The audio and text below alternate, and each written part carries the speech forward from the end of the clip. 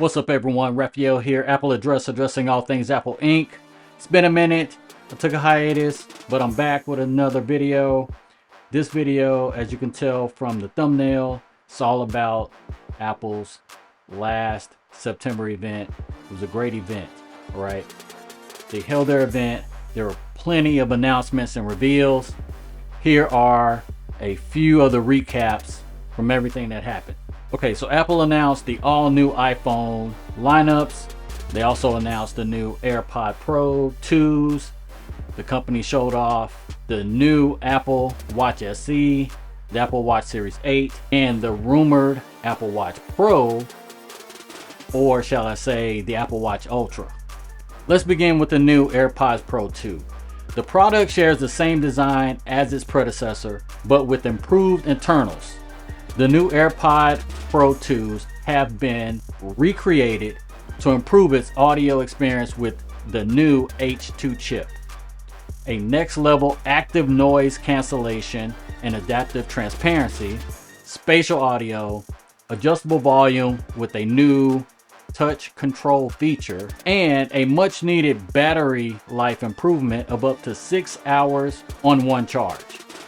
The original AirPods Pro are such a great product. There's no denying that the version 2 will again become the top selling product for Apple. The new Apple Watch Series SE and Watch 8 was announced, and in my opinion are minor upgrades. If you're currently using an earlier version of these watches and want to upgrade, you won't be disappointed. But if you're rocking the 7 series, I don't think upgrading to the 8 will be beneficial.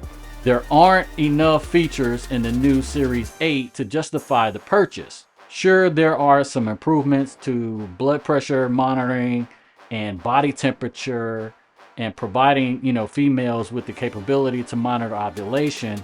But besides that, the Series 8 is just another one of Apple's minor spec bumps. Now, the star of the event, the new Apple Watch Ultra, is not just your normal spec bump.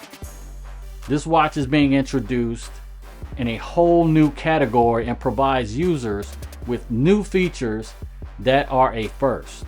Now keep in mind that this watch is geared to a very niche population, adventurer types. Who are they? Well, marathon athletes, hikers, scuba divers, etc. Now the Ultra will be available starting September 23rd. But what are the features? For one, it's a big boy. It's huge. A huge 49mm titanium case. If you're one of those that like big watches, this is the watch for you.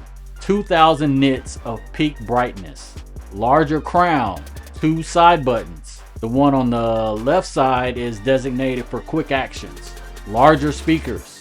One that is designed as a siren if you're lost in a remote area. 3 microphone array. Depth gauge for those underwater adventures. Larger battery. Up to 36 hours of normal use. Now, that's one feature that will probably help those that are on the fence decide to upgrade and purchase the Ultra, because all of the previous Apple Watches, probably including the Apple Watch 8, you have to charge your battery almost every day. But 36 hours is a good improvement. There are 3 exciting bands that will also fit your original Apple Watches, and including the new Apple Watch 8. This new device is priced competitively at $799, $800, right? A lot of people thought it might be $1,000, even more than that, but Apple really priced this competitively to compete with Garmin and all the other watches out there. Last but definitely not least, the reason to have the September event is the new iPhones. The iPhone 14 is another minor upgrade. What's interesting is Apple chose to use the same A15 Bionic chip that's in the iPhone 13 Pro models. Say goodbye to the iPhone Mini. RIP iPhone Mini. Apple announces a 6.7 non-Pro iPhone 14 Plus, along with the regular 6.1 inch model. The 6.7-inch model is predicted to be the top seller this year, but there are reports that this isn't the case. Only time will tell. What's new? Well, emergency SOS via satellites. Yes, if you're stranded and you're in a remote area, you can contact emergency personnel to provide assistance. Better low light photos, improved selfie camera, action mode to steady those moving videos. And now you can record in 4K 24 FPS in cinematic mode. iPhone 14 will be available September 16th and iPhone 14 Plus October 7th. Be sure to watch a plethora of review videos before clicking that buy button if you haven't already pre-ordered. The iPhone 14 Pro and Pro Max stole the show due to one feature that no one had a clue about. There are many rumors about the pill and the hole punch, but not the software feature Apple engineered to take advantage of the new pill shape. The brilliant dynamic island. Strange naming, I know, but it's here and I'm all for it. Leave it to Apple to use software and hardware together to make your user experience that much better. This feature alone will sell more units. This new design, meaning the new pill-shaped redesign, selfie camera, and adjusted dot projector Face ID sensors, is a welcome design and reminiscent to the iPhone X when it was announced years ago. Besides the new design, what do we get?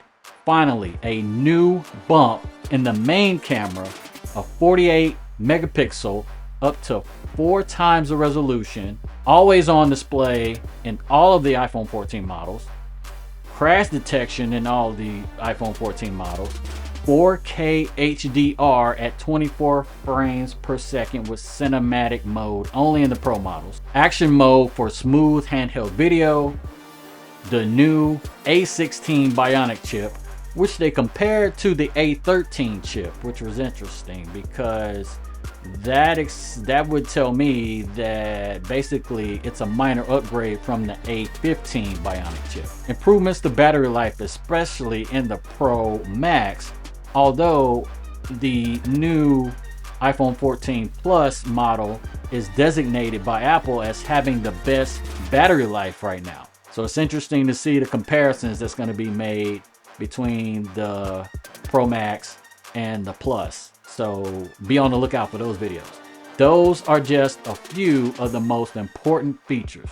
The Pro and Pro Max will be available this Friday, September 16th. The good news with all of the new iPhone models, no price increases for those who live in the US. So sorry to all of our viewers who are outside of the country, outside of the US. You guys are gonna have to pay more. Let me know in the comments if you've pre-ordered any of the new devices. You didn't pre-order, but you're going to stop by your local carrier or Apple store to purchase on Friday, or you're going to wait and do more research and make a decision. I'm going to wait. I have the 13 Pro and it's serving me well. Really tempted to upgrade and experience the dynamic island. I don't think I'm in the market. Well, I know I'm not in the market for the Apple Watch Ultra, although that's kind of tempting. I'd rather purchase a refurbished stainless steel Apple Watch 7. Finally, I'm happy with my AirPods Pro, the original models. Those are serving me well, so no need to upgrade there. Well, don't forget to like and subscribe. Take care. Peace.